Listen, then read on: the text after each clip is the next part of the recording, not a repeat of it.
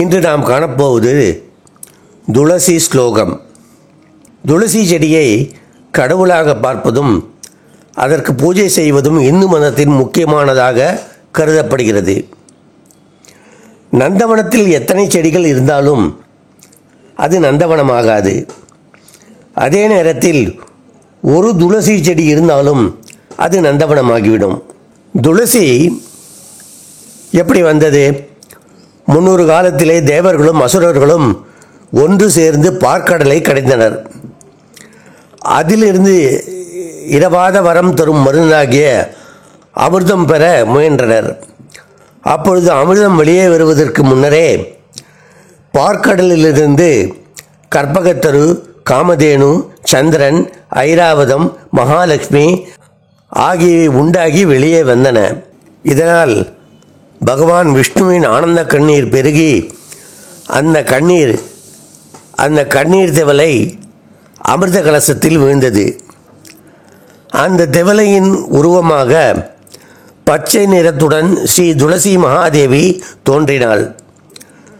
துளசி, லக்ஷ்மி, கௌஸ்துபம் ஆகிய மூன்றை மட்டும் மகாவிஷ்ணு தன்னுடன் வைத்துக்கொண்டு மற்றவை அனைத்தையும் தேவர்களுக்கு வழங்கினார்.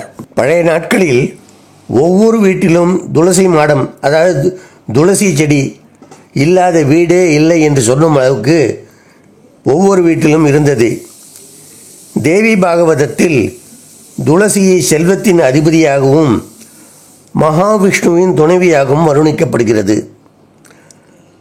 அப்படி மகத்துவமான இந்த துளசியை நித்தியம் நமது இல்லங்களிலே வைத்து பூஜை செய்து அதற்கு உண்டான ஸ்லோகங்களை எல்லாம் சொல்லி வழிபட்டால் கண்டிப்பாக சகல சௌக்கியங்களும் பெற்று மாங்கல்ய பலத்தையும் பெற்று நல்ல வளமாக வாழ முடியும் என்பது நிச்சயம். விஷ்ணுவின் அம்சமாகவும் லக்ஷ்மி கடாட்சத்தை கொடுக்கக்கூடிய இந்த துளசி ஸ்லோகத்தை பார்ப்போம்.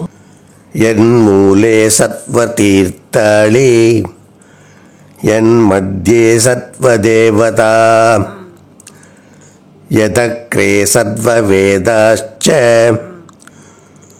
துளசீம் தம் நமாம்யகம். என் மூலே சத்வ தீர்த்தாளி என் மத்தியே சத்வ தேவதா யதக்ரே சத்வ வேதாச்ச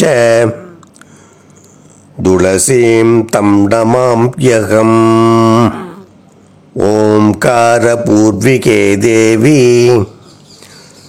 சர்வதேவஸ்வரூபிணி சர்வதேவமயே தேவி சௌமாங்கல்யம் பிரயச்ச மே. ஓம்கார பூர்விகே தேவி சர்வதேவஸ்வரூபிணி சர்வதேவமயே தேவி சௌமாங்கல்யம் பிரயச்ச மே. உங்கள் வீட்டில் இருக்கும் துளசி மாடத்தில் துளசி செடி உள்ள இடத்தில் தண்ணீர் தெளித்து அரிசி மாவு கோலமிட்டு துளசி செடிக்கு நீர் ஊற்றி துளசி செடியின் அந்த மாடத்திற்கு மஞ்சள் குங்குமம் வைத்து பூ வைத்து விளக்கேற்றி இந்த ஸ்லோகத்தை, துளசி ஸ்லோகத்தை குறைந்தபட்சம் 11 முறைகளாவது துதித்து வந்தால் உங்கள் வாழ்வில் சகல சௌபாகியங்களும் உண்டாகும். திருமணமான பெண்களின் மாங்கல்ய பலம் நீடிக்கும். இந்த மந்திரத்தை துதித்து முடித்ததும் துளசி செடியில் நீரை எடுத்து தலையில் தெளித்து கொள்ள, அதாவது புரோக்ஷனம் செய்து கொள்ள வேண்டும். இவ்வாறாக துளசியின் வழிபாடை செய்ய வேண்டும்.